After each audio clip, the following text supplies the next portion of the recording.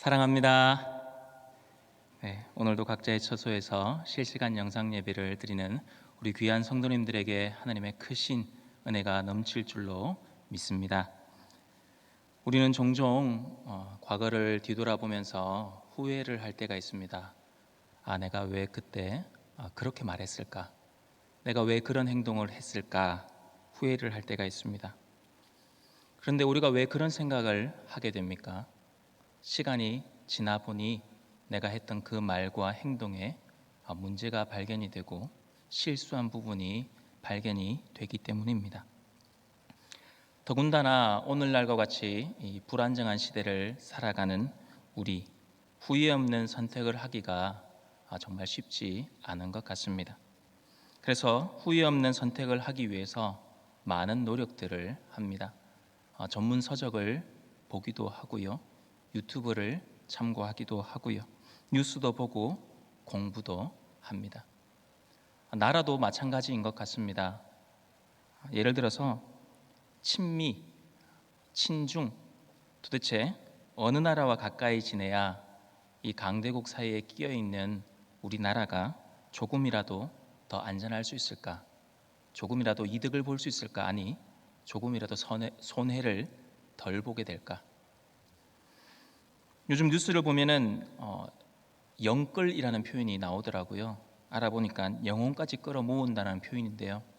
이제 영혼까지 끌어모아서 집을 사야 하는 것인지, 저축을 포기하고 주식을 사야 하는 것인지, 사람들이 왜 이런 고민들을 하게 됩니까? 후회 없는 선택을 하기 위해서입니다. 오늘 우리가 살펴보게 되는 본문의 배경도 이와 크게 다를 바가 없습니다. 이사야 선지자가 활동하던 BC 8세기 후반기에는 아수르가 주변 나라들을 정복하고 이제 남하해 오던, 남쪽으로 밀려 내려오던 시기였습니다. 그러다 보니 이스라엘 안에서도 이 친아수르 정책을 펴야 한다는 사람들이 있었고, 반면에 아니다, 주변 나라들이 연합해서 반아수르 정책을 펼쳐야 한다라고 주장하는 사람들이 있었습니다. 이런 갈등들이 늘 존재해 왔는데요. 근데 오늘 본문은 그런 배경 가운데에서 무엇을 말씀하고 있느냐? 당시 이스라엘을 둘러싸고 있던 그 강력한 나라들, 그리고 이스라엘 백성들을 힘들게 만들었던 그 주변 국가들, 특별히 본문에서는 아수르와 블레셋에 대한 하나님의 심판이 선언되고 있습니다. 오늘 이사야 말씀을 상고해 보면 우리가 깨닫기를 원하는 부분이 바로 이 부분입니다. 우리가 후회 없는 선택을 하기 위해서 이것저것 살펴보고 또 주의를 기울이고 하는 것 다 좋습니다. 그러나 정말 중요한 것, 우리가 정말 기억해야 할 것이 무엇이냐 하는 것입니다. 그것은 하나님의 뜻입니다. 하나님의 뜻을 아는 것이 최상의 선택입니다. 그러기에 우리가 이런 혼란스러운 시대, 앞이 보이지 않는 시대를 살아가며 주의를 기울여야 할 것은 세상의 흐름이나 세상의 방향, 그런 것이 아니라 하나님께서 결정하신 바가 무엇인지, 하나님의 뜻이 어디에 있는지 그것을 아는 것, 그게 핵심입니다. 저는 오늘 말씀을 통해서 우리 성도님들이 역사의 주인 되신 하나님, 그리고 내 인생의 주인 되신 하나님을 진정으로 믿고 고백하는 은혜가 충만하기를 소망합니다. 오늘 우리가 읽은 본문의 대략적 줄거리를 살펴보면은 24절에서 27절까지의 내용은 하나님께서 아수르를 심판하실 것이다. 그리고 그로 말미암아 이스라엘은 아수르로 인해서 지고 있던 그 무거운 멍에를 벗게 될 것이다 라는 내용입니다. 그리고 28절에서 31절까지의 내용은 하나님께서 블레셋을 심판하시겠다라는 말씀이고요, 32절에서는 그러한 하나님의 심판 중에서도 하나님을 피난처로 삼는 자들은 하나님 안에서 참된 안식을 누리게 될 것이다 라는 결론의 말씀입니다. 즉 본문은 하나님께서 심판주이신 동시에 역사의 주인 되심을 증거하고 있습니다. 그렇다면 여러분들은 진정 하나님께서 이 역사의 수레바퀴를 임의대로 주관하시는 분이심을 믿으십니까? 이 역사의 주인 되신 하나님께서 24절 말씀에 맹세를 하십니다. 24절 말씀입니다. 만군의 여호와께서 맹세하여 이르시되 내가 생각한 것이 반드시 되며 내가 경영한 것을 반드시 이루리라. 경영이라 하면 어떤 일에 대한 구체적인 계획을 말하는 것입니다. 특별히 본문에서 이 경영이라고 하면은 특별히 아수르에 대한 구체적인 계획을 의미하는 것이죠. 그렇다면 아수르에 대한 하나님의 구체적인 계획이 무엇입니까? 25절 말씀을 보시면 아수르를 나의 땅에서 파하고 나의 산에서 그것을 짓밟아 버리겠다는 것입니다. 본문의 배경을 다시 한번 떠올려 보시기를 바랍니다. 이스라엘은 앞으로 아수르의 침공 아래에 풍전등화의 위기에 놓이게 될 터인데, 그런 가운데서 하나님께서는 이스라엘을 침공한 그 아수르를 멸하시고 내 백성 이스라엘을 구원해내겠다. 그래서 그 이스라엘 백성들이 아수르로 지고 있던 그 무거운 멍에를 내가 벗게 만들겠다는 것이 하나님의 구체적인 계획, 곧 경영입니다. 그렇다면 이 진정 역사의 주인이신 이 하나님의 계획하심이, 그 경영하심이 말씀 그대로 이루어졌느냐 하는 것이죠. 그대로 이루어졌습니다. 그게 열왕기 하 18장과 19장에 잘 드러나고 있습니다. 이 심판의 예언이 성취된 것은 남유다를 다스리고 있던 히스기야가 다스리고 있을 때로 보고 있습니다. 아수르군이 예루살렘 성을 포위하고 예루살렘 성이 함락될 위기 앞에 놓여 있을 때에 히스기야가 하나님께 기도를 합니다. 그때 주어진 응답이죠. 하나님께서는 예루살렘을 포위하고 있던 그 아수르 군대의 진영에 하나님의 사자를 보내어 아수르 군대를 하룻밤에 18만 5천을 멸하십니다. 그리고 예루살렘을 구원하십니다. 열왕기하 19장 35절 말씀입니다. 이 밤에 여호와의 사자가 나와서 아수르 진영에서 군사 18만 5천 명을 친지라. 아침에 일찍이 일어나 보니 다 송장이 되었더라. 아멘. 여러분 한번 생각해 보셨으면 좋겠습니다. 당시 사람들은 어떤 생각을 가지고 있었을까요? 당시 사람들은 이 세상은 아수르의 칼과 창에 의해 움직여진다라고 생각을 했을 것입니다. 아수르가 세상을 자기 손아귀에 넣고 쥐락펴락한다고 생각했을 것입니다. 그러나 오늘 본문의 말씀은 무엇이라고 증거를 하고 있습니까? 아니라는 거예요. 이 세상 모든 것은 하나님의 뜻에 따라서, 하나님께서 경영하신 바에 따라서 결정되고 이루어진다는 것입니다. 그렇습니다. 오늘날 우리가 살아가는 이 세상도 마찬가지입니다. 세상 사람들의 눈으로 보기에는 마치 칼과 창의 힘, 오늘날로 치면은 군사력이나 경제력 같은 것들이 이 세계를 움직인다고 다들 생각할 것입니다. 그러나 본문이 우리에게 증거하고 있는 것, 이 세상 역사는 세상 권세 잡은 자의 손에 의해서 좌지우지되는 것이 아니라 하나님의 손, 하나님의 계획, 하나님의 뜻하심, 곧 하나님의 경영하심에 따라 움직여진다는 것입니다. 여러분, 우리가 이 말씀을 진정으로 믿는다면 우린 더 이상 이 세상의 어떠함에 이리저리 휘둘리지 않게 될 것입니다. 그리고 우리는 최상의 선택을 하게 되겠죠. 여러분, 최상의 선택이 무엇이겠습니까? 시편 73편 28절의 말씀과 같이 하나님을 더욱더 가까이 하는 삶으로 나아가게 될 것입니다. 왜? 세상의 주인은 세상 권세자들이 아니란 걸 알았기 때문입니다. 이 세상의 역사는 하나님께서 주관하신다는 것을 알았기 때문입니다. 그래서 하나님을 가까이 함이 복이라는 것을 깨닫게 되는 것이죠. 지금 신년 특별 저녁 기도회에 밑거름 기도회가 월화 목토 저녁 9시에 진행 중에 있습니다. 여러분, 하루 일과를 딱 마치고 마음을 정돈하고 말씀으로 하루를 마무리하며 하나님의 뜻을 발견하고 그렇게 또 내일을 준비하는, 여러분, 이것만큼 하나님을 가까이 하기에 좋은 자리가 어디에 있겠습니까? 밑거름 기도회에 많이 참석하셔서 하나님을 가까이 하는 저와 여러분들이 되기를 소망합니다.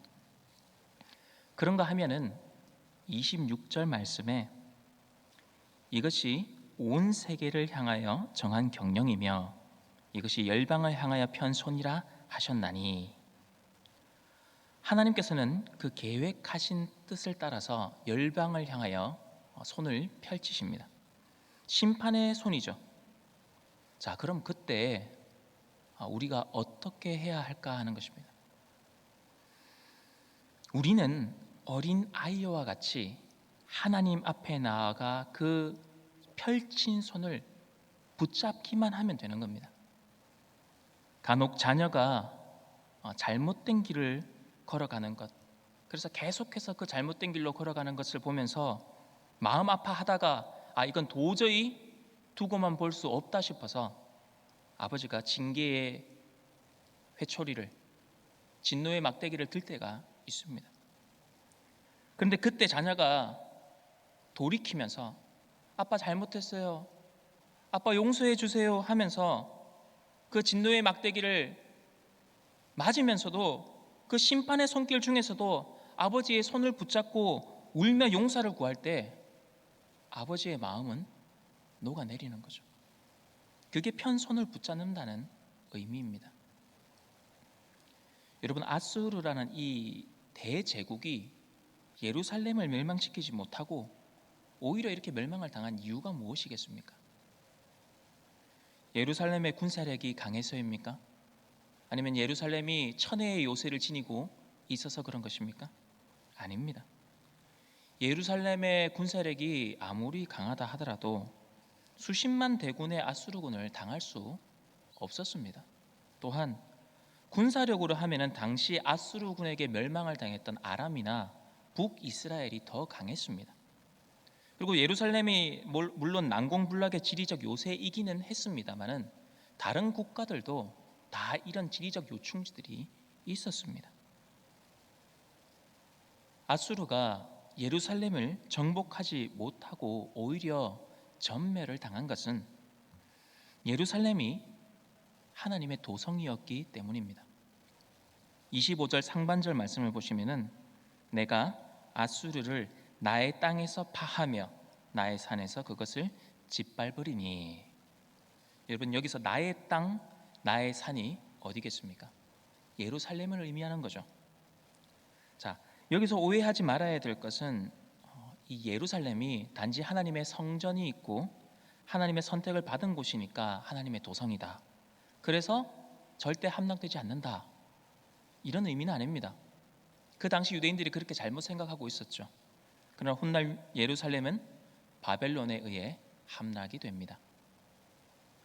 예루살렘이 지금 하나님의 땅과 하나님의 산으로 불리면서 하나님께 보호를 받는 것은 그곳에 사는 하나님의 백성들이, 하나님의 자녀들이 하나님의 말씀을 철저하게 붙들고 그 펴진 손을 붙잡고 온전히 순종했기 때문입니다.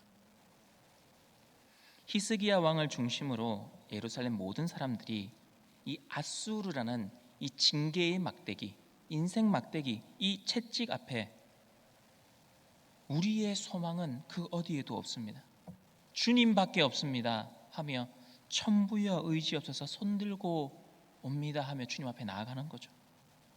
그렇게 하나님의 손을 붙들고 오직 하나님의 도우심만을 구하며 그 말씀에 온전히 순종하게 될 때에 하나님께서는 그 백성을 보호하시고 더 나아가서 원수를 대신 갚아주시는 겁니다. 이어 28절 이하에는 블레셋에 대한 심판의 예언이 주어집니다. 먼저 28절은 블레셋에 대한 예언이 주어진 때가 아하스 왕이 죽던 해임을 밝히고 있고요. 이어서 29절에서 31절의 내용은 아수르 왕의 죽음으로 인하여 기뻐하게 될 그 블레셋에 대해 말씀을 하고 있습니다. 너희들 아수르 왕이 죽었다고 그렇게 기뻐하느냐? 아니야. 그 이후에 일어날 왕, 더 잔인하고 더 강력한 왕이 일어나서 너희를 완전하게 멸망시킬 것이다 라는 이 심판의 예언이 나타나고 있습니다. 29절에서 너를 치던 막대기가 부러졌다, 이 말씀은요, 아수르 왕의 죽음을 의미합니다. 그리고 그 소식을 들은 블레셋은 분명히 기뻐하겠죠. 그런데 29절 중반부에 뭐라고 말씀을 하고 있습니까? 뱀의 뿌리에서는 독사가 나겠고 그 열매는 날아다니는 불뱀이 되리라. 여러분, 뿌리 일반적으로 생각 한번 해보시면 됩니다. 나무의 뿌리가 눈에 보입니까? 나무의 뿌리는 눈에 바로 보이지 않습니다. 근데 거기에서 뭐가 준비가 되고 있다고 합니까? 독사가 준비되고 있다고 하죠. 여러분, 열매가 당장 눈에 보입니까? 아닙니다. 열매가 자랄 때까지는 시간이 걸리죠. 그러나 거기에는 그냥 불뱀도 아니고 너무 빠르고 사나워서 날아다니는 것처럼 보이는 불뱀이 준비되어 있다는 것입니다. 무슨 말입니까? 우리 눈에 보이지 않아도 우리가 깨닫지 못하고 우리가 인지하지 못하고 있는 때에도 하나님의 심판은 진행되고 있다는 것입니다. 하나님의 심판은 시작되고 있고 이미 진행되고 있다는 것입니다. 우리가 알지 못할 뿐입니다. 우리는 종종 악인의 형통함을 보면서 시기 질투할 때가 있습니다. 성도들은 하나님의 말씀대로 살아보려고, 참된 예배자로 살아보려고 아등바등하며 예수 믿는 것으로 인해서 때로는 억울한 일을 당하고 때로는 고난을 당하기도 하는데, 억울한 일을 당하기도 하는데 이 악인들은 심판을 당하는 것 같지도 않고 잘 먹고 잘 살고 떵떵거리며 늙어서도 건강하고, 그래, 이게 도대체 무슨 일인가, 이런 생각이 들 수도 있습니다. 그러나 본문이 우리에게 주는 진리가 무엇입니까? 지금 우리 눈에 보이는 그것이 전부가 아니라는 거예요. 하나님의 심판은 우리가 인지하지 못하는 그때에도, 우리가 전혀 깨닫지 못하는 그때에도, 그 시기에도 이미 진행되고 있다는 것입니다. 30절 말씀을 보시길 바랍니다. 가난한 자의 장자는 먹겠고 궁핍한 자는 평안히 누우려니와 내가 내 뿌리를 기근으로 죽일 것이요 내게 남은 자는 살육을 당하리라. 자, 여기서 가난한 자, 궁핍한 자는 하나님을 멀리 떠나 있다가 이제 하나님의 징계로 극심한 궁핍에 처해 있던 그 예루살렘 남유다를 의미합니다. 그런데 이 가난한 자가 어떻게 해요? 먹는다라는 표현을 하고 있죠. 이게 어떤 의미냐면은 이 유다의 멍에 그 짐이 되었던 아수르가 이제 물러나면서 그들이 남겨두었던 이 보급품들, 엄청난 양의 식량들로 인해서 이 가난했던 그들이 배불리 먹게 됨을 말씀하는 겁니다. 또한 평안이 눕는다는 것은 그들이 그 강력한 아수르의 침공 가운데서도 마치 풍랑 중에서도 주님이 함께 하시기 때문에 평안을 누리는, 주 안에서 그 샬롬을 누리는 그 은혜를 너희가 맛보게 될 것이다 라는 의미죠. 이것은 이제 32절에 나오는 말씀과 연결됩니다. 32절 중반부 이하의 말씀을 보시면은 여호와께서 시온을 세우셨으니 그의 백성의 공고한 자들이 그 안에서 피난하리라 할 것이니라 하셨습니다. 간단하게 표현을 하면은 오직 여호와 하나님만이, 오직 여호와 하나님만이, 그 역사의 주인이 되신, 역사를 경영하시는 그 하나님만이 우리의 피난처가 되신다는 말입니다. 그러기에 비록 공고하고 어려운 상황에 처해 있지만은 하나님이 역사의 주관자이시며 이 세상을 경영해 가시는 분임을 믿는 그 믿음의 확신을 가진 자들은 하나님을 제쳐두고 하나님 밖에서 피난처를 찾는 어리석은 행동을 하지 않게 되는 거죠. 사랑하는 성도 여러분, 우리가 성경을 읽다 보면은 고난에 관한 내용들이 참 많이 나옵니다. 고난을 받게 되는, 당하게 되는 여러 가지 이유들이 나타나 있지만은 많은 경우 무엇 때문에 고난을 당한다고 성경이 설명을 하고 있습니까? 하나님의 백성들이 하나님의 말씀을 온전히 믿고 순종하지 못한 것으로 인하여 고난을 당하는 경우가 많다. 우리가 발견하게 되죠. 사실 그렇습니다. 우리가 하나님의 뜻을 알매도 불구하고 그 뜻대로 살아가지 못하고 하나님의 경영하심, 하나님의 절대 주권, 하나님의 섭리, 이 모든 것들을 우리가 사실은 믿는다고 말은 하지만은 그것이 정작 내 뜻과 내 계획대로 하나님께서 이끌어 주시지 않으시면은 어떻게 합니까? 너무나도 쉽게 하나님을 뒤로 하고 내가 이 모든 것을 다시금 경영하려고 하는 그 교만함이 우리 가운데 너무나도 쉽게 올라오는 거예요. 내 뜻과 내 계획이 그 하나님의 경영하심보다 앞서는 경우가 너무나도 많이 있다는 것입니다. 하나님의 경영하심을 흔들림 없이 믿는 은혜가 우리 가운데 충만하기를 소망합니다. 말씀을 맺으려고 합니다. 우리가 성경을 읽다 보면은 분명하게 깨닫게 되는 것이 하나 있습니다. 그것은 하나님께서 아주 분명하게 말씀하신다는 거예요. 희미하게, 세미하게 하나님께서 들릴 듯 말 듯 알려주시는 분이 아닙니다. 하나님께서는 분명하게 반복해서 말씀하고 계십니다. 내가 듣고 싶은 것을 들으려고 하니까 잘 안 들리는 거예요. 본문 말씀만 봐도 똑같습니다. 계속 반복되는 내용이 있어요. 무엇이냐? 하나님의 경영하심은 반드시 되며 반드시 이루리라. 누가 능히 그것을 패하는가? 패할 수 없다는 거예요. 하나님의 뜻은 분명합니다. 반복해서 말합니다. 오늘 본문에도 너무 분명하게 말씀하고 계시지 않습니까? 그러게 사랑하는 성도 여러분, 이 하나님의 말씀을 여러분들이 읽고 듣고 또한 깨달았다면은 한 주간 그 말씀대로 살아보려고 정말 온 힘을 다해 보시기를 바랍니다.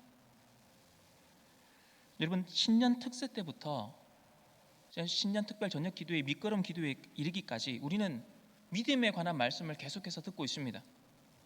그럼 그 믿음이 우리의 삶에 작동하는 믿음이 되도록 온 힘을 다해 보라는 거예요. 여러분, 우리가 믿음대로 살려고 하다 보면 때로 실수할 수도 있습니다. 때로 넘어질 수도 있습니다. 그러나 매번 하나님, 이 죄인이 세상에서 살면서 죄만 짓다가 하나님 앞에 왔습니다. 매번 그렇게 기도하시면서 하나님 앞에 나아가시겠습니까? 아니면은 하나님, 말씀대로 살아보려고 제가 이렇게 힘쓰고 애쓰고 노력했는데 이렇게 너덜너덜하게 피투성이가 되어 왔습니다. 하나님, 제가 더 잘 감당할 수 있도록 능력 주세요. 여러분, 어떤 게 참 그리스도인의 모습이겠습니까? 우리가 죄와 싸워 피 흘리기까지 대항해 볼 수 있어야 하는 거죠. 하나님께서는 감당하지 못할 시험을 우리에게 허락하신 바가 없다고 하셨습니다. 여러분의 고난이, 우리가 당하고 있는 이 고난이 별것 아니라는 말이 아닙니다.